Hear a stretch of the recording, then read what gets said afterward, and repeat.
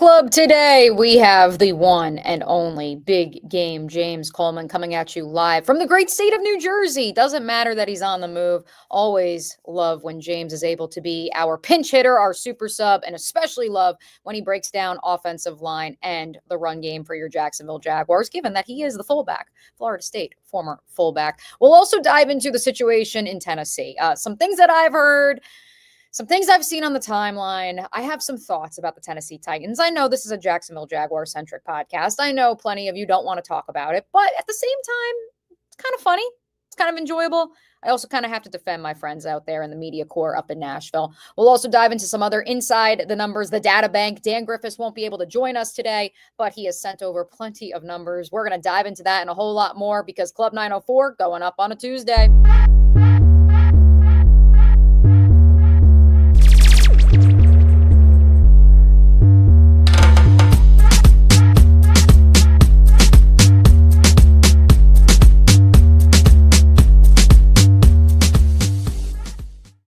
Welcome into a Tuesday edition of Club 904. I am your host, Mia O'Brien. We are live and streaming not only on X on my personal account at Mia O'Brien TV. Would love if you interact with me there, but also syndicated on the Action Sports Jacks 24/7 channel. So be sure to like and subscribe to our friends over at Action Sports Jacks. Of course, leave a comment, leave a question.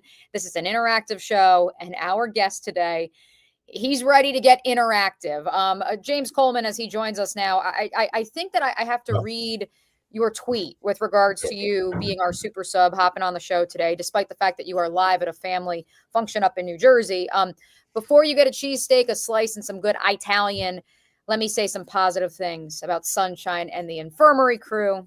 Just joking. I don't want to lead with Sunshine, that of course being Trevor Lawrence, although, hey, listen, the sun is shining here in Jacksonville. I know the weather is a little less than favorable up there in the Northeast. And of course, our thoughts are with you and your family during this tough time. Appreciate you hopping in. But maybe that's the place to start. It's 30,000 foot view. Did the Jaguars on Sunday get beat 20-12 by a good Seattle Seahawks team, or did the Jaguars let one slip away? I think the Jaguars let one slip away. I think kudos to the Seattle Seahawks. They're above 500. I think we were one of the only teams that played an above 500 team that weekend. But there were opportunities, and it kind of just caught up to us the way that we've been playing. And I think they were still good. There's a lot of positive that could come out of that. But you couldn't overcome not having Devin Lloyd, a new cornerback trying to get used to the system. You also Trevor again. People get mad, but I'm like, it's literally science. If we can limit Trevor to the 5 oopsies, like then we're good. But and I'm talking about overthrows. I'm talking about a lot of other different things. So football's a game of momentum, and they just weren't able to capitalize that in the bank. And that's unfortunate because it was definitely rocking. There are some folks out there that would say that the first sack was on Trevor Lawrence, but there are also those who would say, James, that the idea of the Jaguars going from allowing 5 pressures against the Panthers, 11 versus the Bengals, 18 versus the Texans, 28 versus the Chiefs, and a record since 2022, the most pressures allowed, 39 against the Seattle Seahawks, says more about the offensive line. What say you? Is this that the Jaguars were not only getting away with penalties and still winning through weeks 3 through 5, or were there actually warts to this offensive line that we previously did not realize? So one of the beautiful things about football today is that we have so many different ways for you to be able to get information and glean from it. I'm not one of those guys that believes that, you had to have played to be able to talk about it. I think that's called gatekeeping.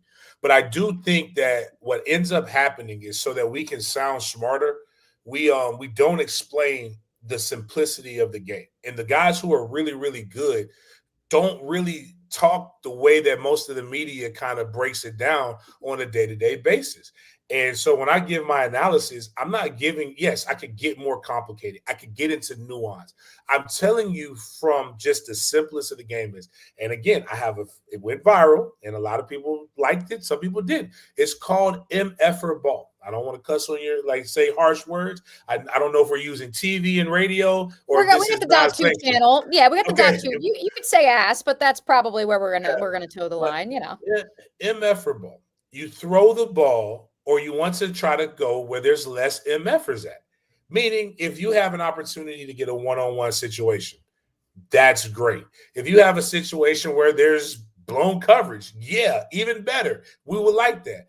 But typically, when you're throwing it up into 2 or more, you have Calvin Johnson, you have Andre Johnson, you have Jerry Rice, you have Terrell Owens, you have a guy that has established themselves as that guy. But even then, you cannot make a living with the 50-50 balls. You have to be able to throw guys in stride. You have to be able to find matchups. And 2 or more, if you go back and you just watch the film, man, it's like the last drop that I think Brian Thomas Jr. could have caught. It was high, and so he had to jump to get it.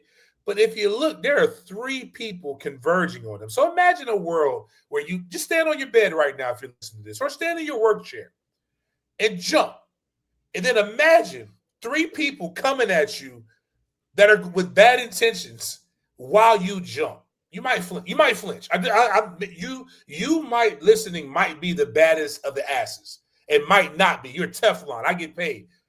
Hey, I ain't gonna lie to you. It doesn't tickle. Sometimes you flinch. You break down a little bit. But that being said, there were plays to be made, and I think that's kind of where the offense kind of got back. But if you're also got to look at timing.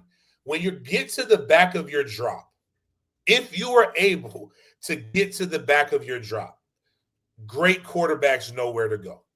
If there's nowhere to go 39 times, if we're suggesting this, then what we're suggesting is maybe the problem isn't Trevor, and now we have to shift the problem to the guy who's got us in a record that we've never been in quite some time.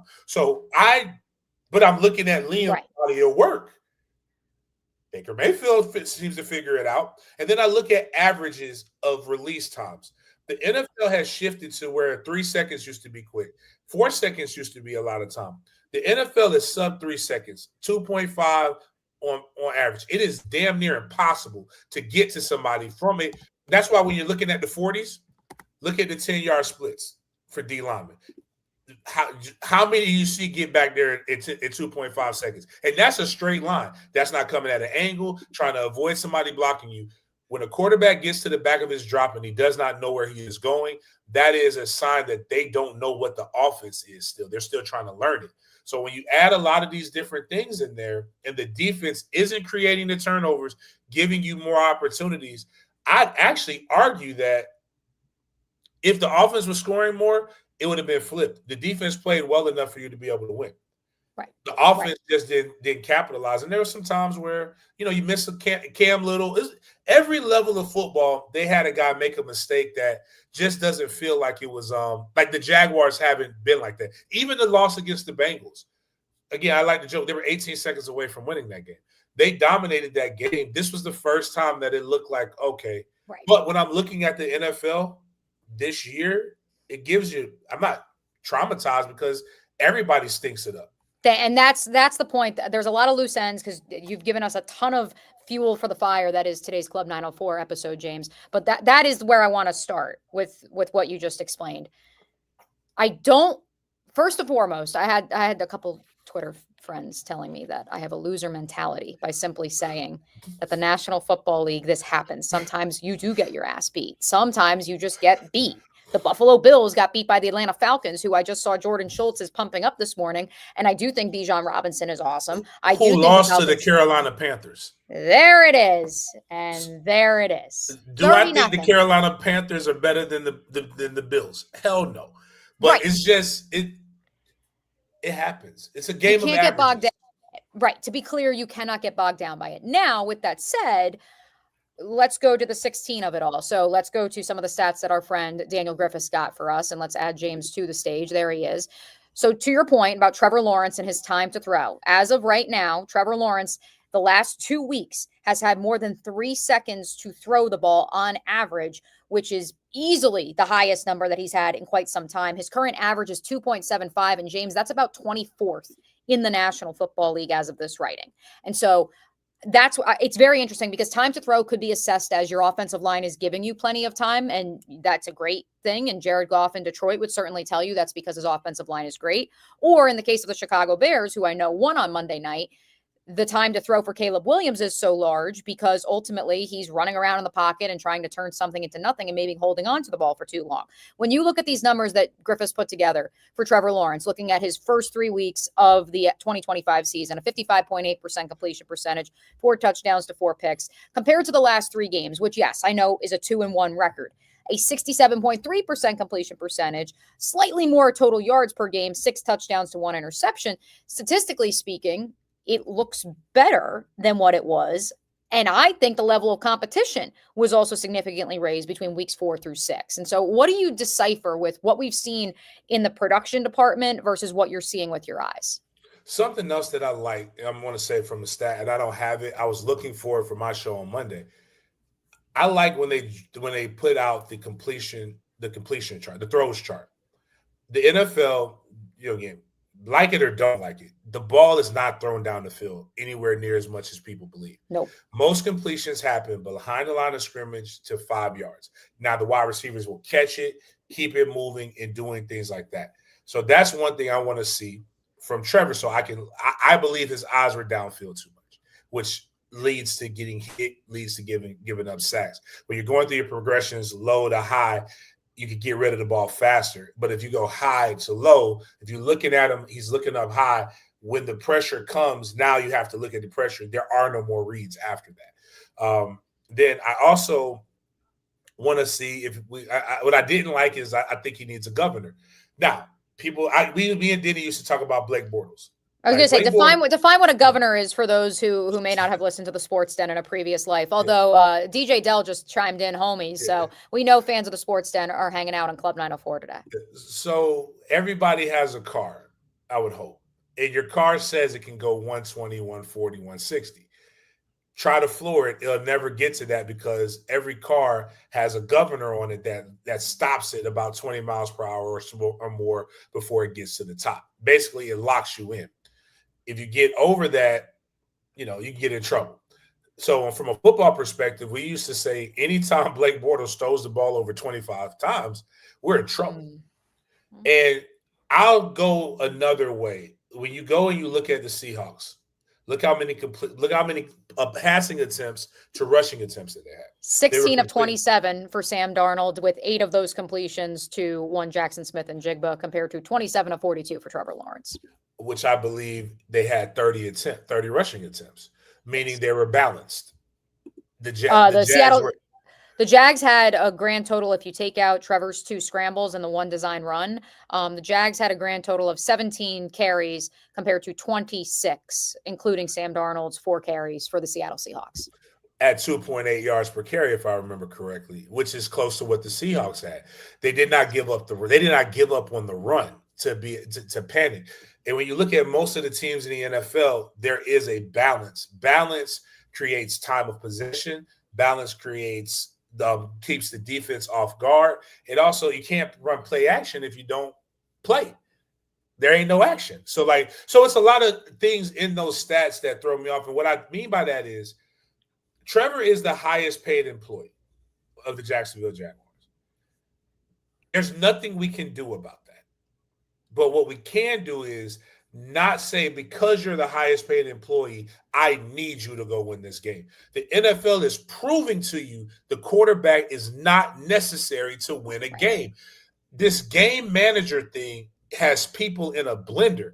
It is nothing wrong with being a game manager. You want to, it's like in the 80s and the 90s, and I know some of y'all didn't watch basketball then. It was pure because it was a point guard driven league. And what that meant was the point guard's job wasn't to score points. It was to distribute. The shooting guard's job was to shoot. The small forward, and then you may bang it to the big man. The point guard's job was to delegate, and then when it was necessary, knock down a clutch 3 and play great defense. That's what, if you have a quarterback that can do that, you will win a lot of games. Why do you think the 49ers system is predicated on that? Why do you think, and again, another one that went viral, Mac Jones is doing well over there because Mac Jones is smart enough to realize, hey, that guy is good and he's always open. I'm going to throw to that guy. I'm not trying to distribute it. I don't want it to be about me. I'm not a great athlete. I'm not good looking. I don't do anything well or great, but I do this. I know how to make other people better, and that's what you need from your quarterback. If we know we got Travis Etienne can run. He's great in space. You got Tootin. He's toting it right now. BTJ, De'Ami Brown. I'm loving Parker Washington. When these guys are healthy and not in the infirmary, you had a really good tight end, but even Long is coming in there and doing the stuff for you. Let's find out who we have. We want to get the ball to this guy and distribute it quick. Get it out of your hands. Don't worry about having to. Jalen, the people mad at Cam Newton for saying Jalen Hurts is a game manager. Have you seen Jalen Hurts' stats the last couple of weeks? Mm-hmm. He is throwing the pill. Guess what the Eagles have done, though? They've lost. When he got 100 yards, they won very convincingly. Do you want to win or you want to lose pretty?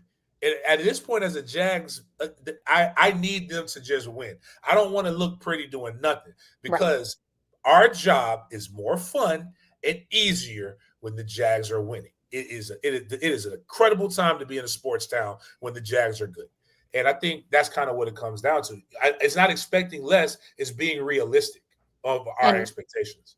It's interesting, James, because I just had a league source text me and say that it's so fascinating that so many have blamed this loss to the Seattle Seahawks on a subpar offensive line going up against what many believe is one of the best defensive fronts in the National Football League. I certainly believe it. According to Aaron Schatz of FTN Fantasy, the Seahawks, number 1 in DVOA, the second best 4-2 team since 1978.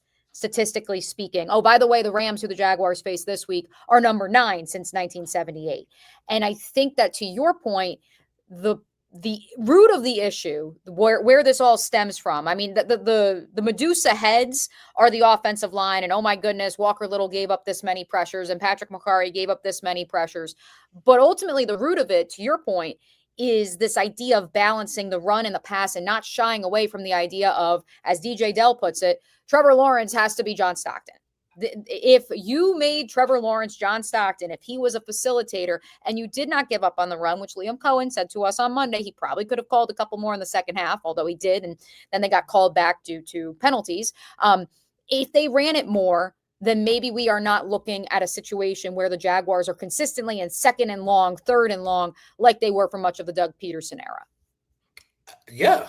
I mean, people like to say, oh, this is redundant. On first down, they run. Okay, if it's working. I want to be in front if you're averaging 3 yards a carry, so now you're in 2nd and 7 compared to throwing an incompletion, and then you're in 2nd and 10, like there's a difference. I mean, it's the clock is running. You get 40 seconds per play. It's a lot of good things that happen when you run the ball, especially when you got a guy like who was one of the top 5 leaders in the NFL in rushing. And it's kind of like, all right, well, we have this guy. Like here's what we know. We know Travis is hungry. Travis Etienne is hungry. We know Devin Lloyd is hungry. There's somebody else who's playing for a new contract too. Travis Etienne. You said Travis Hunter. You mentioned so Travis Etienne, Devin Lloyd. I apologize. Travis Etienne, Devin Lloyd, and I feel like Buster Brown. Buster Brown actually did some things that were pretty good. Got cooked a couple times, but he also did some things that were good. But if a guy's doing well, I want to have to pay him to keep him around. I want him encouraged to try to make as much money in the offseason as possible so I can use them while I have them. But it's like Walker Little, right? Then we can say what we want to say about Walker Little. I agree with you. Walker Little is not optimal. Most NFL teams have 1 to 2 great offensive linemen, and everybody else is just a guy. And Walker Little he's a true Jag. He's just a guy. But that's okay because that's what the league is. Right. So he doesn't do the pass thing very well. You know what you shouldn't do? Continue to ask. It goes to my Trevor thing. Stop asking people to do things that they don't do very well. Like I saw the clip, but I'll put it to you like this. Everybody most people work, right? And I think the problem with athletes and why athletes feel like they're better than people is because we don't look at them as normal people on our everyday job. If somebody looks at you in your job, right now, we talk for a lot. I've said a couple times. I hate ums. Is the equivalent of a sports person getting beat on a pass, getting beat by a DN. That's what that is. So yeah, we saw one clip where he got. It was bad. It was a bad one. But it was one clip. It was one clip. play.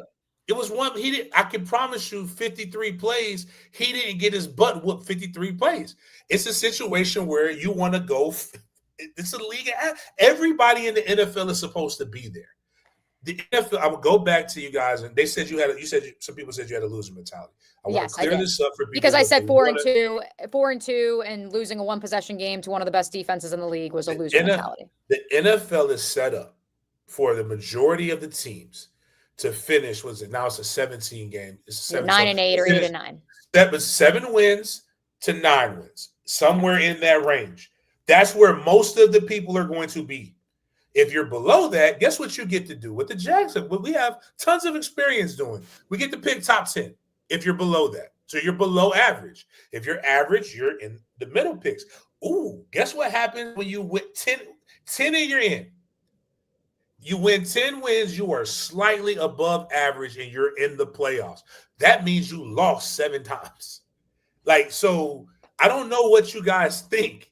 In a parity-driven league, and Richard Sherman said this is the most parity, most balanced the league has been in quite some time. You're going to drop games. Even when I make bets, I'm like, you know what? They're like, why did you pick this team? It's time for them to lose. That makes absolutely no sense. And the eye test, too. Because I said that to people going into this week. That Seattle Seahawks team, and that was before I saw Schatz's DVOA numbers for them. They did not feel like a 3-3 team. They felt like a 4-2 team that lost a very quirky game in the opener against Brock Purdy, and then they lost a shootout to Baker Mayfield and company, which, by the way, this is the same Seahawks team that has won 9 straight games on the road, and for whatever the reason, can't win at home under Mike McDonald. Sam Darnold's, you know what Sam Darnold does? Sam Darnold's been through the rigmarole. He was the prettiest girl at prom. Then he realized that I ain't really that pretty. It's just I'm an Iowa 10 in New York. Oh, that's where he's at. No offense, but I'm pretty because of what I'm around. But then he went somewhere else and he just realized, you know what? Sometimes when you're not that pretty, you got to be willing to do the things that nobody else is willing to do. Become a game manager. He became a game manager, did well in Minnesota. He's doing well in Seattle, who had another game manager in Geno that did well. That now they're asking Geno to do crazy things like win football games, and they're stinking it up. And not running the ball with Ashton Jensen on the roster. Right. And so I think that's the moral of the story of our leadoff here on Club 904 on a Tuesday. Do not blame solely the Jaguars offensive line, although I do want you to stick around, James, to quick hear from Liam Cohen on that front, because I'm curious your take on how, to your point, they can put Walker Little in a better position, in addition to putting Trevor Lawrence in a better position by running the football and making him a game manager, a point guard, because that's a nicer terminology. This is, of course, an interactive show, and so we will get to some of the questions I'm seeing on YouTube about the tight end position. Devin Lloyd will not make the trip to London. He has not made the trip to London, I should say. Quentin Morris will not make the trip either, the blocking tight end. And so Jordan Akins, the former UCF tight end, 33 years old, which I didn't realize he was that old. He has been signed to the practice squad. Could he be a potential call-up because he's with the team in London? We'll get to all that. But first, 2 things, James. Dell had to mention it because I don't think we can go a show where we talk offensive line here on Club 904 with James Coleman and not mention the best thing about Walker Little is Cam Robinson saying that he has a good relationship with Walker. Thank you, Dell. Dell gets the show.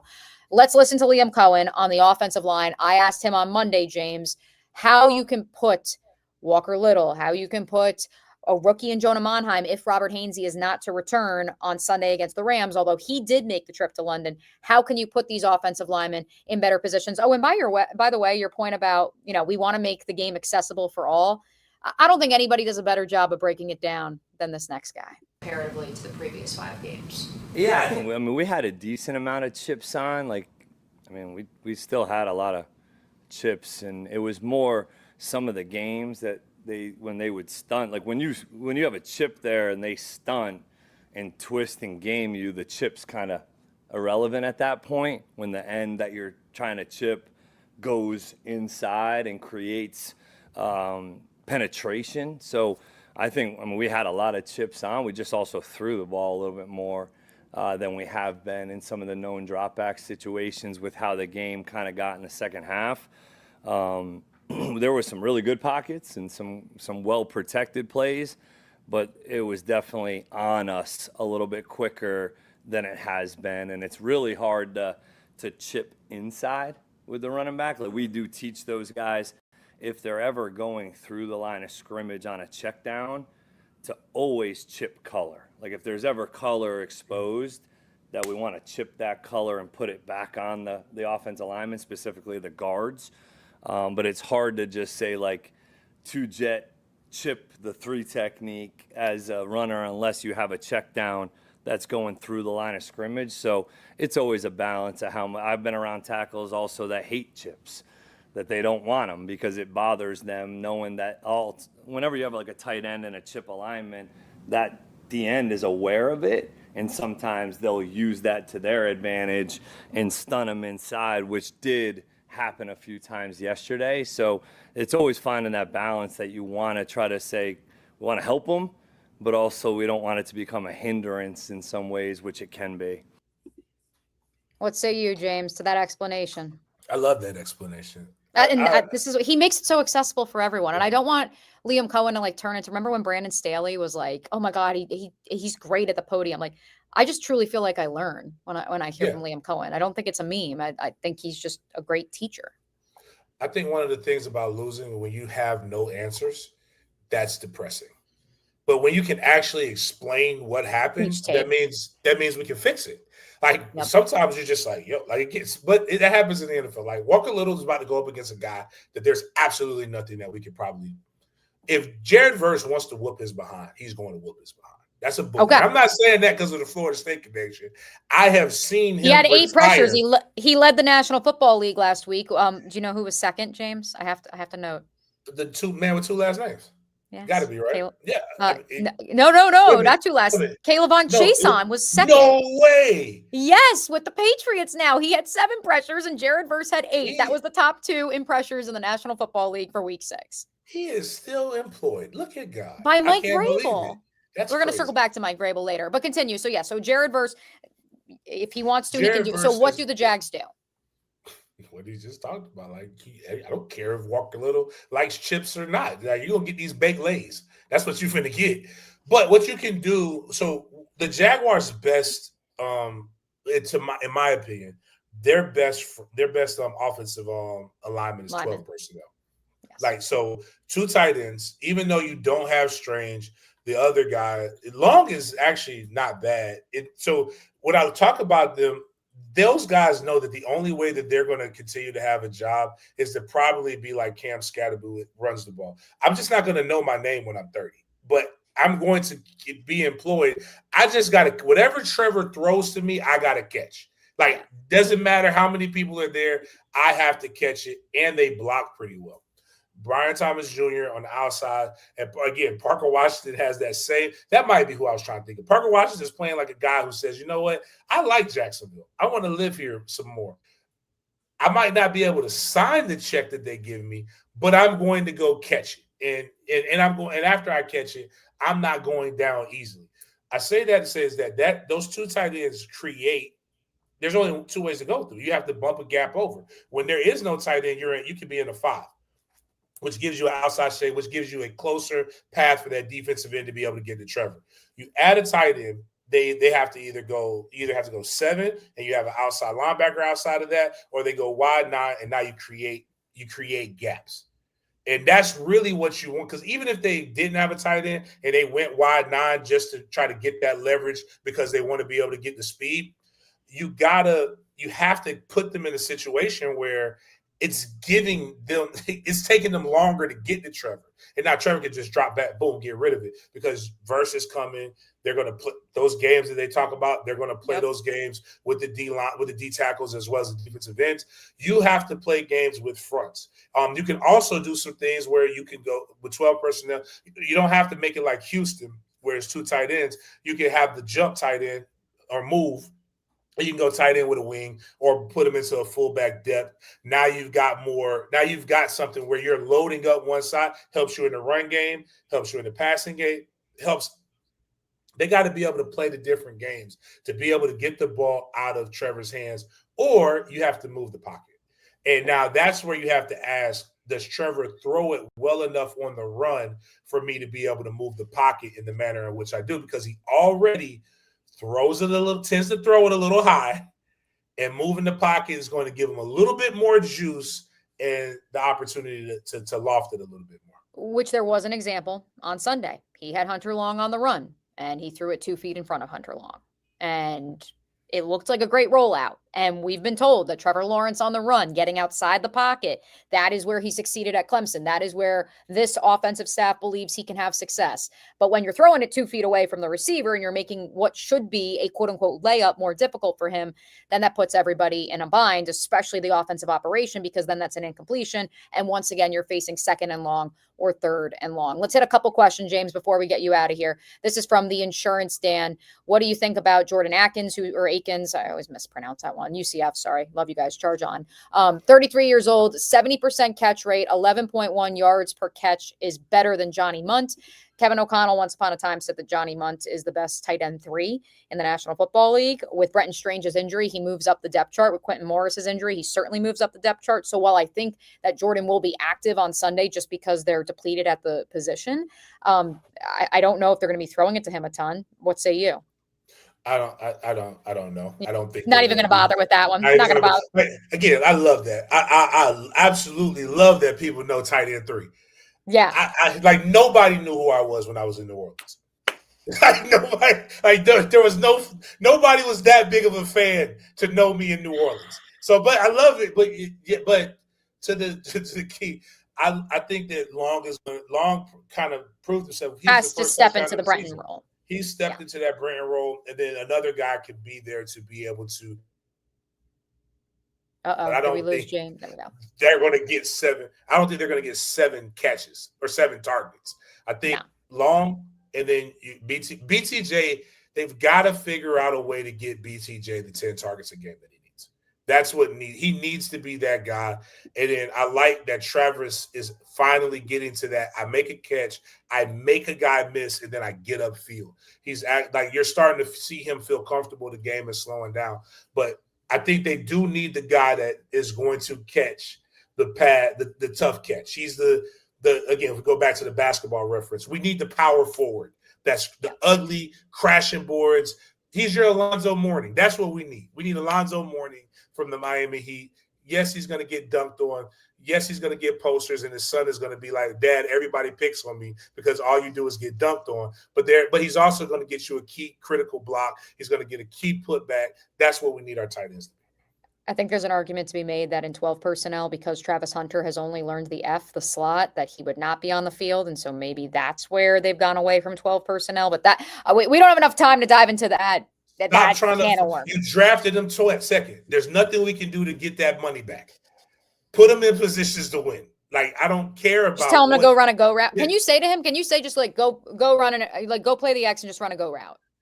Any given Sunday, one of my favorite things is when Al Pacino was talking to Jamie Foxx. You remember back when you were in the hood and you saw the car and you told the guy to just go run. That Travis Hunter, literally, Trevor tells everybody else, this is the play. All right, listen, Travis, just run to the official and then do a little spin around move and then come back. That's all I need you to do. Just wing it. But stop trying to force him to be something. One more. This one is from Hef.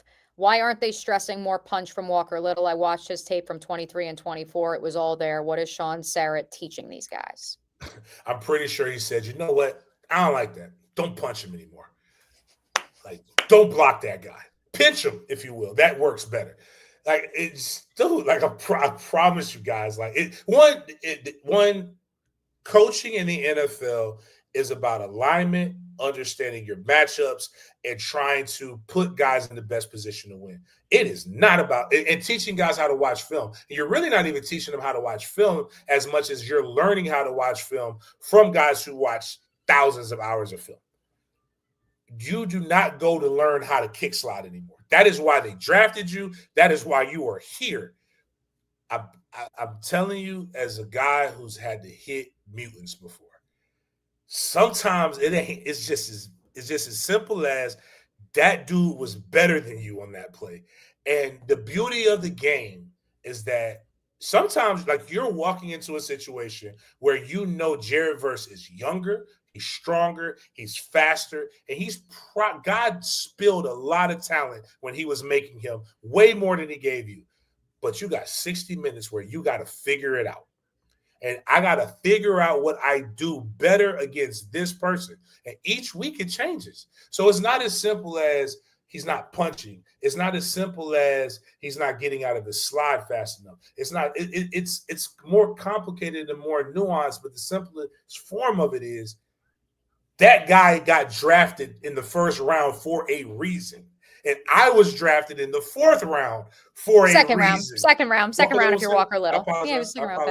But I'm just saying, it's a reason why these things happen. But what I do think is we can see the highlights of it and we see the different things. But like there are stuff that you could do to protect Walker Little a little bit better than what they have done. And I think he's played actually, like even outside of this game, all the talk was how good the offensive line was. So, like, I'm not I think that guy really did do his research and looked at the stuff. But, like, I want to say miss me with all of the other stuff because all I've heard about is how much better the O-line has been until the O-line stunk.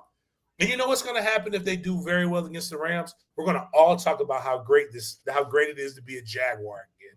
Little Duval is going to be riding around like a magical elf that just shows up when Jags have victory. It was the craziest thing in the world. I don't even know where he came from. And I'm like, is that? Yeah, that's me. And he just did a little bump. Like, let's just enjoy winning because you know what we don't have to do right now, Mia, regardless of what happens this month.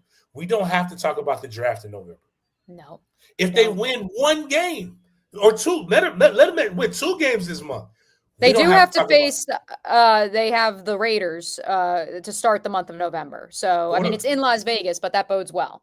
But regardless, if they win 2 games, it's impossible for us to have to talk about the draft in December because we're still playing meaningful games. In the hunt. You got to enjoy your wins. You got to take your wins, baby. You got to take your wins.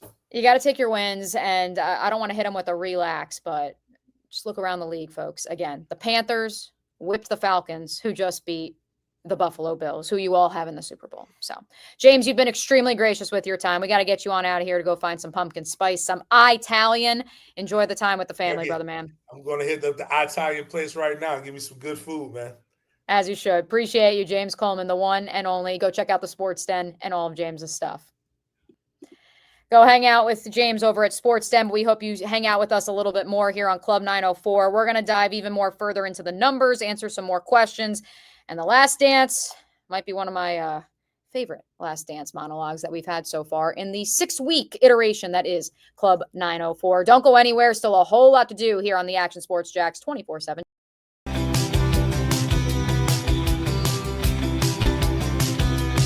Welcome inside the Armor Guard exterior and gutter helmet showroom. There's a lot going on, like glass exteriors, replacement windows, and down there we have the retractable screens and awnings, plus hurricane protection. Let's talk more about those gutters, and to do that, we bring in Kevin. He's the owner, he's the expert. Why Gutter Helmet?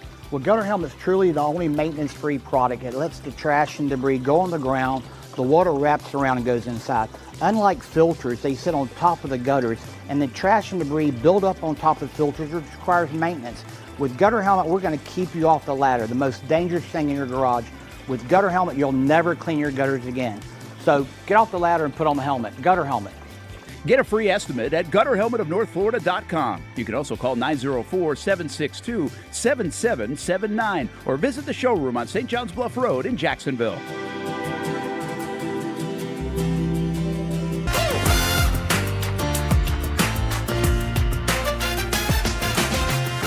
Empower a future, inspire a dream. It's a bold but simple mission for the Jacksonville Police Athletic League known as Jax PAL. Help the next generation of kids in Jacksonville shape a brighter future.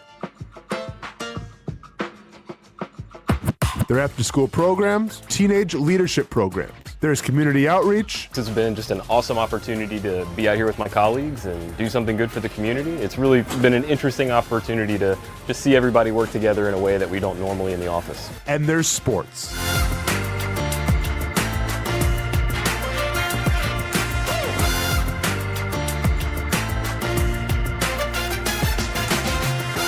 There are also ways you can help the next generation with a donation of any kind.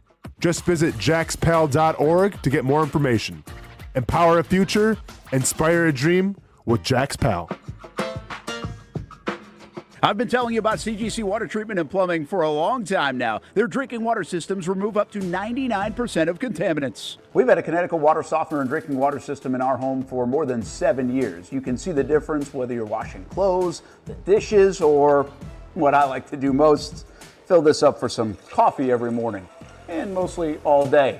Remember, if you're not filtering your water, you are the filter. Don't be the filter.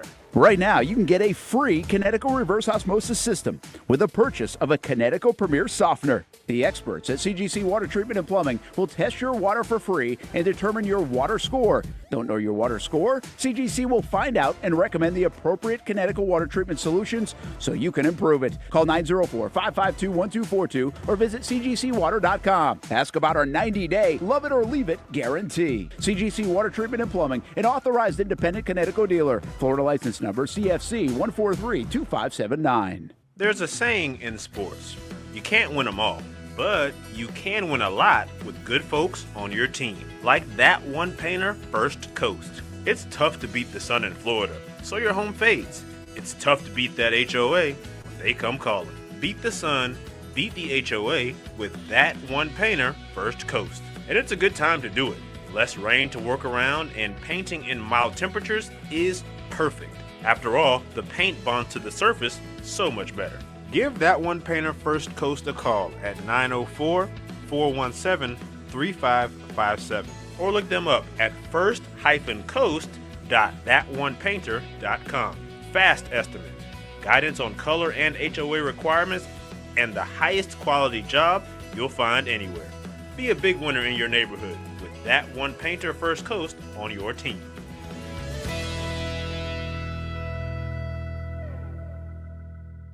Sun's out, suits out. That's right, it's summertime in Florida, which means it's time to say goodbye to bulking season and hello to shredding season. But if you're like me, you're having a hard time sculpting and shaping those final pounds. That is until I came and saw my friends over at Ponte Vedra Vein and Aesthetics. Right now, everyone is hopping on the Evolve X train, and the only destination is finding your perfect summer body. The technology uses electrical muscle stimulation and radio frequency energy to cause your muscles to contract, all while heating up those deep layers of your skin and tissue to produce collagen and reduce fat. It's like doing 1,000 sit-ups in 30 minutes. No pain, no needles, just results, right? That's right. So leave those winter layers back at the station and come look and feel your best with the team here at Ponte Vedra Vein and Aesthetics. Visit them at one of their 2 locations, either over in Ponte Vedra or on the south side. Welcome back into a Tuesday edition of Club 904. Appreciate James Coleman, as always, for hopping into the club. And while he's traveling with family, nonetheless, still able to hop in with us and did a great job breaking down exactly what has gone awry with the Jaguars' offensive operation, whether it is the offensive line, the run game, Trevor Lawrence himself. If you missed any of that conversation, be sure to go back and listen to Club 904 on demand, of course, on YouTube, on the Action Sports Jacks 24/7 YouTube channel. You also can listen to this entire episode in podcast form wherever you get your podcasts. I see a ton of questions in the YouTube chat. Shout out to everybody who's throwing some love at the pod on Twitter as well. We appreciate you guys. Let's go to the notebook. This is quite literally my notebook, all of my notes from the Jaguars game on Sunday against the Seattle Seahawks. We're going to close the book on that game against the Seattle Seahawks. Let you listen to Liam Cohen. One other soundbite from Monday before the Jaguars departed for London late Monday night. They have arrived across the pond. And then we will get to that live Q&A before we pass it off to Talent Talks. Our friends at UNF. Yes, Brett Martineau may be in London with the Jags, but Richard Miller going to hold down the fort here on Action Sports Jacks with everyone, all of the stars, the student athletes, the coaches from the University of North Florida. So let's start with this first line in my notebook from Sunday. Another ugly opening drive. That is certainly, if it happens again this Sunday, going to be a question for Liam Cohen. There was a holding penalty on Ezra Cleveland. He noted it on Monday that ultimately when the Jaguars did try to run the ball on Sunday, seemingly that is when the penalties occurred. That needs to be figured out. I know some of you noted this on Twitter, noted this at the Mo Bryan Notebook. If you're involved in our Discord and our Patreon, which you should subscribe to, by the way, you want to know why Liam Cohen keeps taking the ball first. I will ask him when they return from London. Didn't get a chance to yesterday. Wrote down, much like what James Coleman just alluded to, thought Hunter Long played well in this game. That one drop, that one misfire was more on Trevor Lawrence than it was on Long, although Long certainly did have a drop later as well. Thought Jonah Monheim played pretty darn well. I think it was the 2 tackles that really suffered from those stunts, even though stunts typically involve the defensive edges coming into the center of the offensive line and moving accordingly. But I think that the rookie played admirably. I don't think he was the problem, although I'd be curious with Robert Hainsey potentially back on Sunday what that says about some of the calls that were made at the line of scrimmage. I think that if De'Ami Brown didn't slow down on that one route, I think that may have been a touchdown. I know there's a fan out there on Twitter, a Jags fan, who put out the clip of Brian Thomas Jr. even a little slow coming out of his release. Certainly a storyline that we're going to follow. I noted on the O'Brien NFL Notebook that I had questions about Emmanuel Ogbah and where the confidence was in the building for him. Then he had 4 pressures on Monday night against the Kansas City Chiefs. He had a TFL on Sunday. He ran Sam Darnold out of bounds as well. And I think that ultimately, bringing Danny Strigow and BJ Green, giving them a jersey on Sunday, the Jaguars are trying to generate a pass rush any way they can. And I think Anthony Campanelli would tell you that maybe he should have blitzed a little bit more in the first half because they obviously got to Sam Darnold in the second half. Hindsight is 20/20. They want to win with 4 because they believe in their back end coverage. They're just not winning with 4 right now. And so they're going to either have to get creative with games of their own, or they're going to have to hope that someone emerges, or that Trayvon Walker having a full workload is the difference maker for the Jaguars to get those sack numbers and not just pressures, which even then they've been phantom pressures up to this point. A couple other notes from the notebook that I wanted to hit. I spoke last week with several players in the Jaguars locker room, and they said that much like how defenses just try to take the run away, and by taking the run away, you make an offense one-dimensional, and in turn, you give yourself the upper hand and you give yourself a chance to win. The same could be said for Jackson Smith and Jigba. If you take Jackson Smith and Jigba out of the equation, you give yourself a chance to win the football game. The Jaguars did not take JSN out of the equation. He had half of Sam Darnold's total completions. He had over 150 yards, and I think that is going to be a storyline not just for the Jaguars to monitor, moving forward with some of the other number 1 wide receivers they're going to face. Doesn't sound like Puka Nacua will be able to go on Sunday in London, but obviously there's a guy named Devontae Adams on the other side. Probably going to want to lock him down. How the Jaguars choose to match up, especially with Tyson Campbell off to Cleveland. Greg Newsome, a limited workload in his debut for the Jaguars. Buster Brown played admirably. Part of why this team felt comfortable trading Tyson Campbell was because they thought Tyson was solid, but they also thought Buster on a 7th round salary was also solid. And so if he is that solid, can you play him opposite Jordan Lewis in base downs? And then do you bring Travis Hunter in, or do you bring Greg Newsome in? I think that's going to be a storyline to monitor as well, because as of right now, from everything I've been told, the Jaguars will continue to rotate that defensive back room outside of Jordan Lewis, playing on the outside in base downs, and then in the slot when he does play nickel when the Jaguars line up with that extra DB on the field. And a shout out to Buster, 2 pass breakups, very impressive. I did write down just the screen game. It was gone. It was briefly back. I think that when you look at this box score and you see Trevor Lawrence drop back 42 times, your first thought is, my goodness, why are they throwing the ball so much? This offense has West Coast principles. They do believe that the short passing game is an extension of the run game. But ultimately, as you will hear here shortly, Liam Cohen knows that they needed to run the ball more than they did. And I think that in all of the comments he made Monday at his press conference about getting back to our identity, getting back to what we do well, not worrying about what the opposition is doing, that sounded to me like they're going to run the freaking you-know-what out of the ball. I think the Rams also want to do that, especially if Nacua can't go. So I'm curious what that will mean. Let's let you hear from Liam Cohen, the Jaguars head coach. I asked him yesterday, prior to the Jaguars' flight to London, how they can get that run game going against, according to DVOA, Aaron Schatz of FTN Fantasy, the 9th best 4-2 team, or 9th best 4-2 defense, I should say, since 1970. And ran the ball. Looks like teams got the memo. How do you get that run game going, going up against superior defensive lines? Yeah. Like the Seahawks. Yeah, that's no question. I mean, it's going to be another challenge this week against another really good front. The difference yesterday a little bit was they weren't always committing single high to stop the run. It was still being defended from a shell. And so I think if we would have maybe been able to keep a little bit more, I probably could have ran a little bit more in the second half to keep a little bit more balance. We'd get a good run on a one-back power, and it gets called back because of a illegal formation on the right tackle.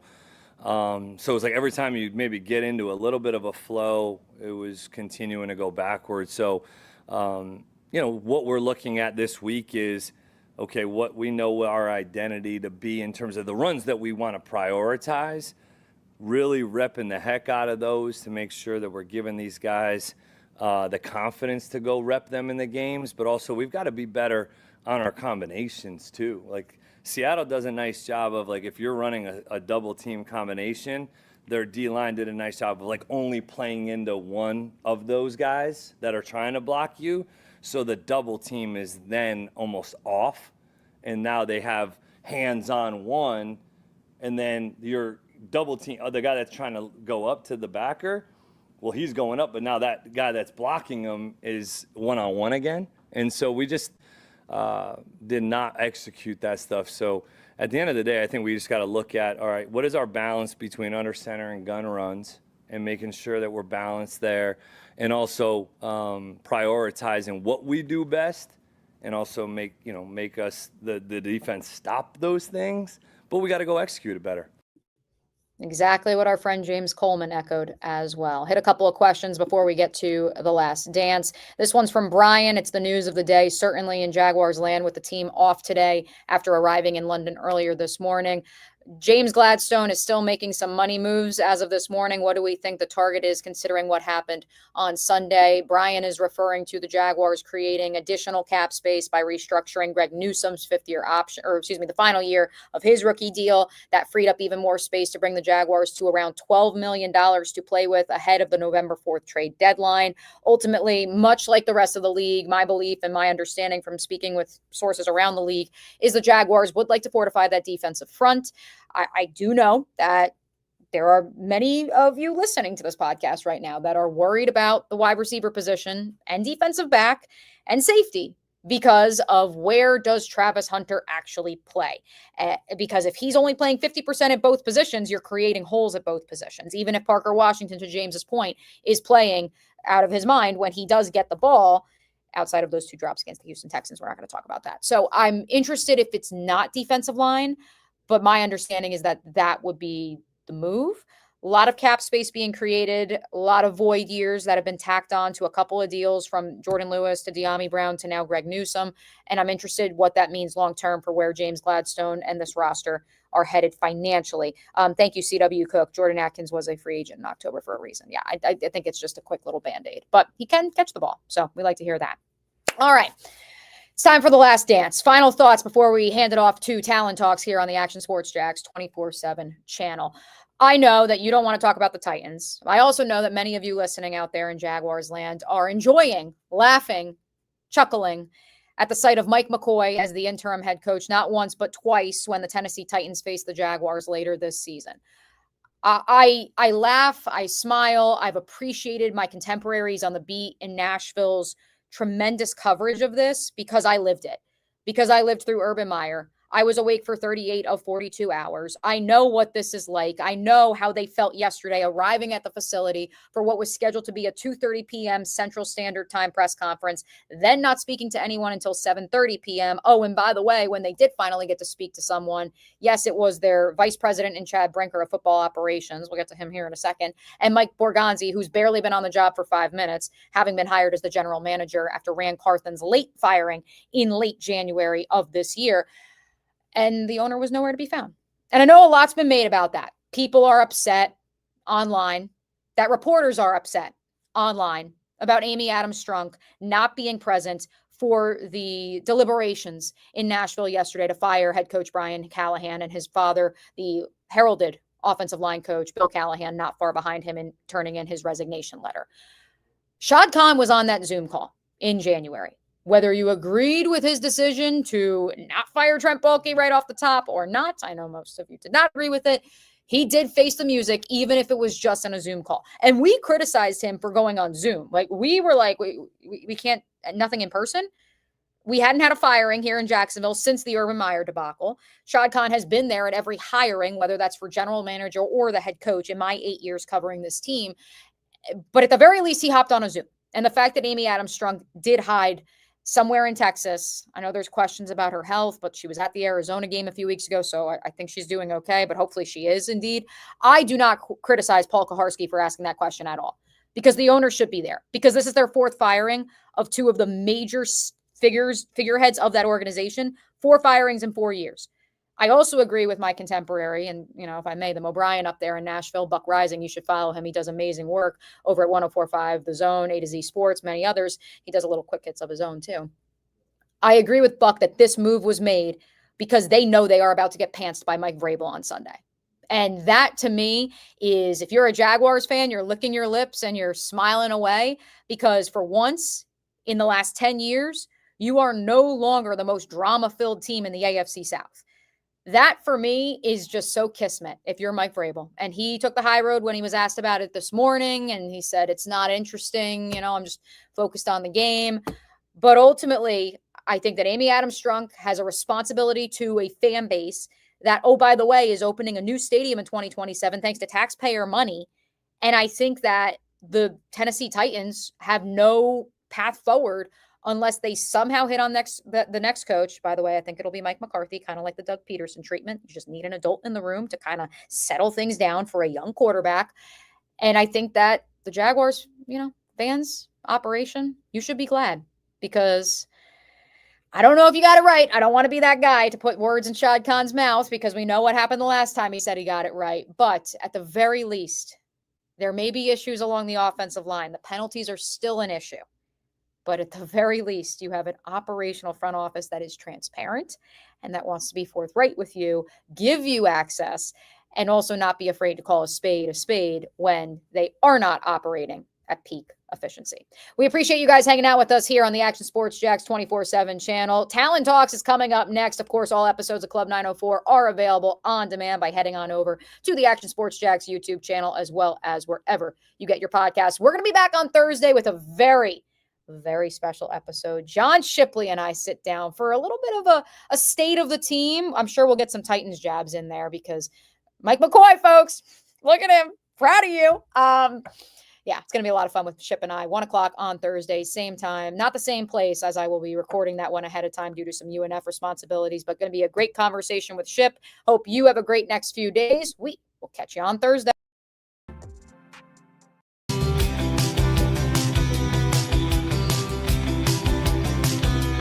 Welcome inside the Armor Guard exterior and gutter helmet showroom. There's a lot going on, like glass exteriors, replacement windows, and down there we have the retractable screens and awnings, plus hurricane protection. Let's talk more about those gutters, and to do that we bring in Kevin. He's the owner, he's the expert. Why gutter?